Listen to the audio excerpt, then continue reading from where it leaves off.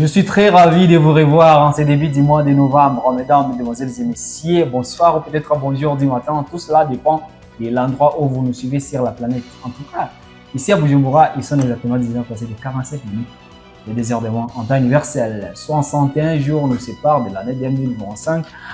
Mais avant cela, c'est le journal d'aujourd'hui, puisque chaque jour est une nouvelle vie. Au début de ce journal, le sommaire, les chrétiens catholiques du Burundi ont célébré la fête des Toussaint à la cathédrale Regina Mundi. On va vous proposer au début de ce journal. Et dans ce même journal, des gros bateaux sont en cours de construction dans la commune Kabezi de la province Bujumbura. On vous réserve ça si seulement vous allez rester avec nous tout au long de ce journal. Voilà, vous avez le programme. Bienvenue ici vous nous rejoignez.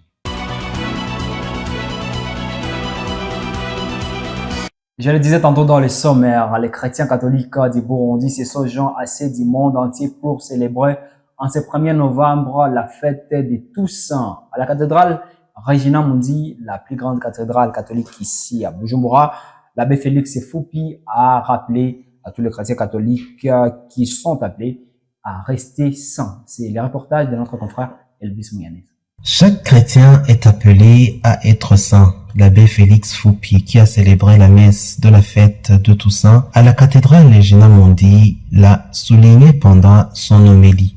Ububweranda turiko turavuga uyu munsi abatari bake bagunda guca bitiranya nuko iyo tuvuze umweranda dushatse kuvuga umuntu atagira kanenge na gatoyi. La sainteté que nous parlons, parfois il y a certains qui la confondent avec quelqu'un qui est sans péché. Mais la sainteté que Dieu nous a accordée, la sainteté que nous célébrons aujourd'hui, nous célébrons la fête de tous les saints. Mais cette journée est dédiée à nous qui la célébrons maintenant. Si ce ne serait pas le cas, où serait fondée notre joie? Nous qui sommes ici sur terre, Dieu nous a appelés à être saints, à être dans l'union avec les saints qui sont au paradis, dans l'espoir que nous aussi, c'est notre destination. Nous rendons grâce de cette sainteté, car nous sommes saints, car nous avons été choisis par Dieu. Le saint, c'est celui qui a été choisi par Dieu, comme Ibrahim, qui a été appelé par Dieu et a obéi. Nuwahamagawe n'Imana. Kumwe tuzi Ibrahimu yahamagawe n'Imana ikamutora akemera guhaguruka akagamburuka agaheza agakurikira icyo Imana imubwiye. La fête de Toussaint a été institutionnalisée par le pape Boniface IV le 13 mai en 610. Il est célébré le 1er novembre de chaque année. Et les produits du type animal, végétal, agricole, industriel comme les sels ou les savons, ou alors du type d'ornement pour ne citer que cela. Mais au total, 66 produits sont objets de réduction et ou d'élimination totale des coûts des douanes. Cela pour faciliter aussi promouvoir le commerce transfrontalier entre les deux pays voisins, les deux pays amis de longue date, le Burundi et la République démocratique du Congo. Patrick Atangimana pour ce reportage. Dans le cadre de promouvoir et de développer le commerce transfrontalier entre le Burundi et la République démocratique du Congo à travers la simplification des procédures de dédouanement et la réduction des coûts de transactions commerciales permettant aux petits commerçants transfrontaliers de bénéficier de l'élimination des droits de douane sur 66 marchandises qui figurent sur les listes communes, comme l'a affirmé la ministre de Commerce Marie-Chantal Nijimbere ce 30 octobre 2024 dans son discours lors des cérémonies du lancement officiel du régime commercial simplifié entre deux pays voisins, la République démocratique du Congo et le Burundi, à la frontière d'Ogatumba. Nous sommes ici pour mettre en œuvre les volontés politiques de leurs excellences, les présidents de la République du Burundi et le président de la République démocratique du Congo, qui ont manifesté en 2022 à travers la signature d'un accord commercial simplifié, la mise en œuvre d'un régime commercial simplifié pour effectivement répondre aux doléances des petits commerçants transfrontaliers. Mais quant à la mise en œuvre et la facilitation effective, c'est ce quadrilogie qui doit le faire. Nous vous implorons alors de mettre en œuvre tout ce qui est requis dans le cadre de cet accord commercial. La liste est déjà établie de 66 produits, mais l'accord commercial signé à Kinshasa le 29 avril 2022, il précise que la liste commune n'est pas définitive, qu'elle pourra faire objet de révision chaque 6 mois. Il s'agit d'une disposition qui permet à nos pays de s'auto-évaluer de façon régulière en vue d'améliorer et de tirer profit dans un esprit de partenariat gagnant-gagnant. Quant au ministre du Commerce extérieur à la République démocratique du Congo, Julien Paluku, il demande aux services habilités de la migration et la douane de faciliter l'entrée en vigueur de ce régime commercial, ceci pour permettre l'augmentation conséquente des quantités de marchandises vendues entre le Burundi et la RDC, mais également la création d'emplois. Les administrations douanières, les administrations de migration, les administrations sanitaires sont instruites à respecter la volonté des deux chefs d'État parce que son Excellence Évariste Ndayishimiye et son Excellence Félix Antoine Tshisekedi tiennent à consolider les relations économiques entre les deux pays. Le régime commercial simplifié concerne les 66 produits d'origine burundaise et congolaise. Parmi ces produits figurent des troupeaux et des produits d'origine animale, des produits d'origine agricole, des produits industriels comme le sel iodé et des savons, les vaisselles et d'autres articles de la table ou de la cuisine, les produits artisanaux en bois, les produits de la vannerie en matière végétale, ainsi de suite. Des gros bateaux sont en cours de construction dans la commune Kabedi en province Bujumbura par la société Musumba Cargo.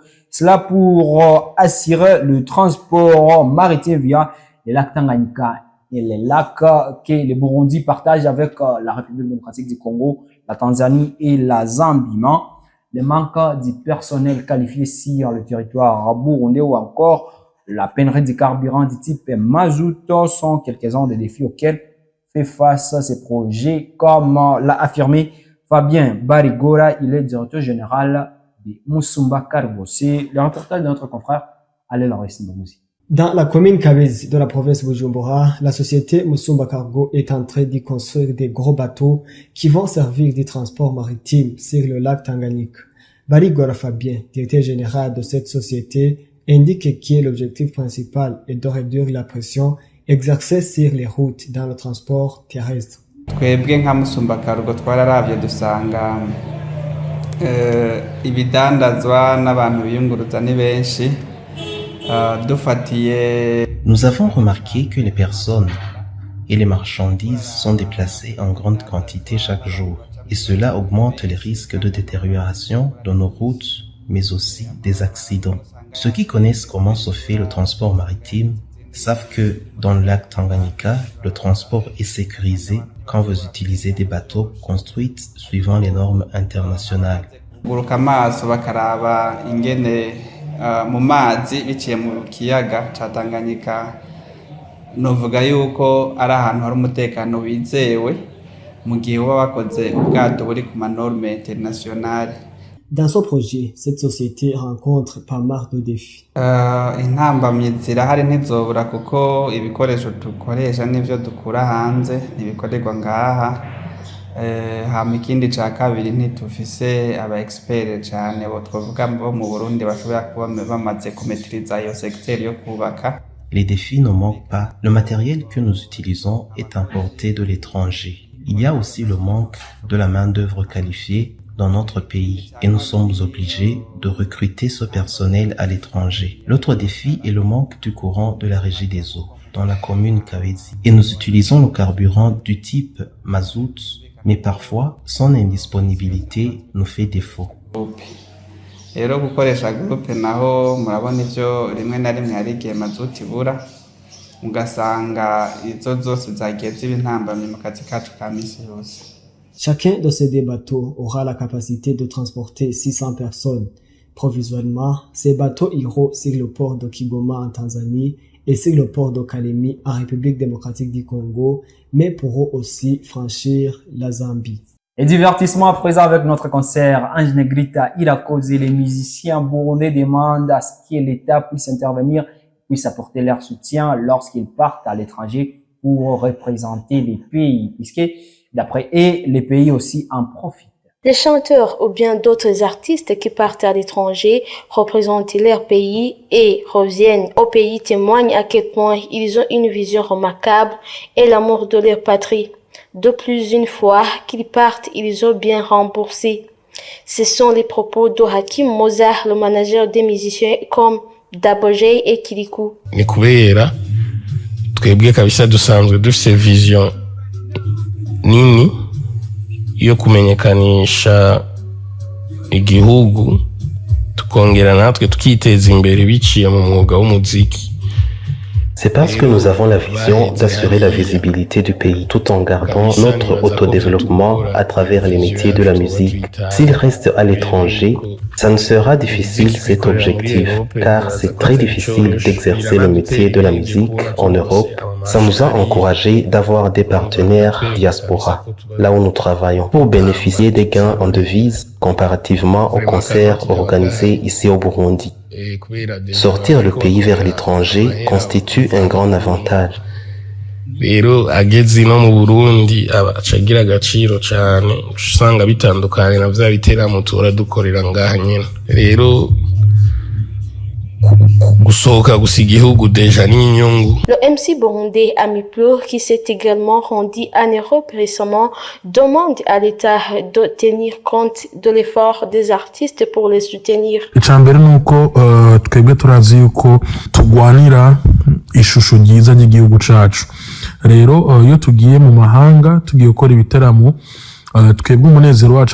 Premièrement, nous comprenons que nous nous battions pour une bonne image du pays. Une fois arrivés à l'étranger pour le concert, notre fierté, c'est d'aller accomplir cette mission et retourner à la maison, même si les obstacles ne peuvent pas manquer concernant les frais de transport, les frais de mission, les frais pour les documents, ou c'est nous-mêmes qui essayons de tout faire pour trouver les moyens sans contribution de l'État. Alors qu'ils sont conscients que nous sortons pour retourner, étant donné qu'il y a d'autres qui partent avec des moyens de l'État, mais qui restent à l'étranger. Il est temps que le gouvernement sache que les artistes travaillent pour qu'ils commencent à nous soutenir.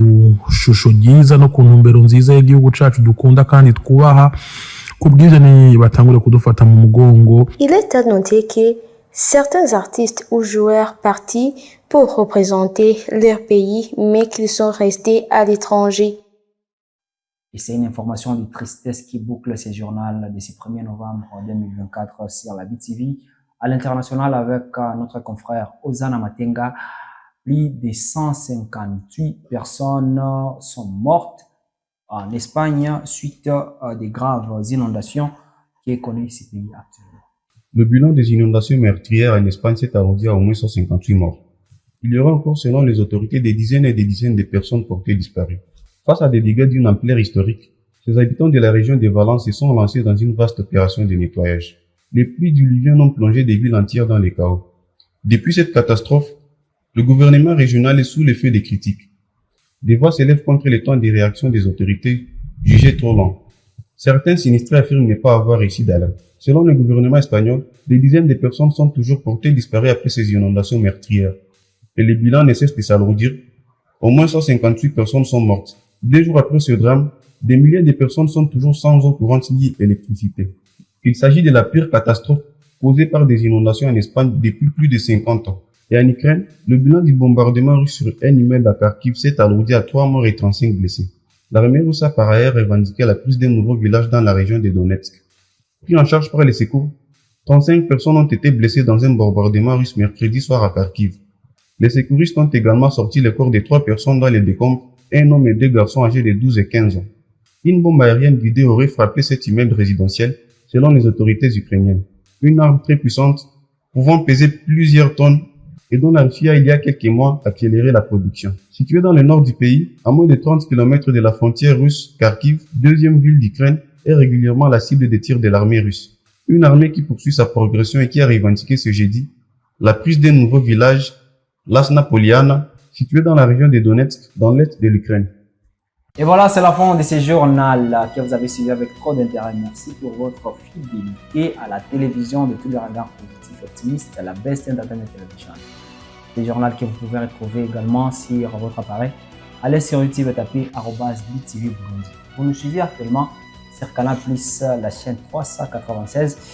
Sur Star Times, vous nous suivez sur la chaîne 167 à 81.